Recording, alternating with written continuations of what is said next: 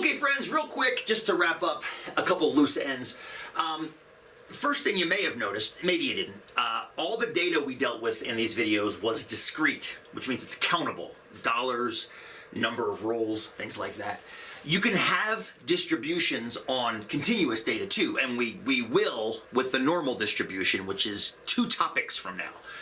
We'll get into the binomial next, which is another kind of discrete distribution, and it's got its own characteristics that actually make math easier on it.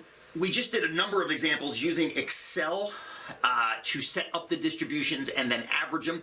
And as I was wrapping up that last video, I remembered that the Excel calculator actually, I designed part of it so that you don't have to go through all that math. So as I'm talking right now, I'm going to show you how to click into the Excel calculator and use the stats grouped data section to actually calculate some averages of probability distribution. So you make sure you're in the stats grouped data tab, and then make sure you check that little box. Check here if you're using probability.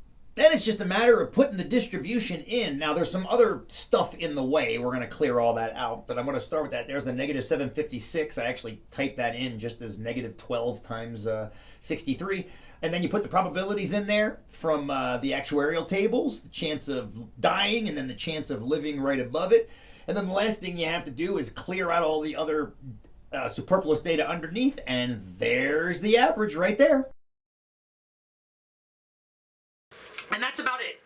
That's about it. I wanted to leave you with those 2 loose ends tied up. Other than that, I just want to have you do some homework and some quizzes where you practice this idea. And then the last couple topics we talk about in the course, 243, is some specialized probability distributions that are going to take us the rest of the way.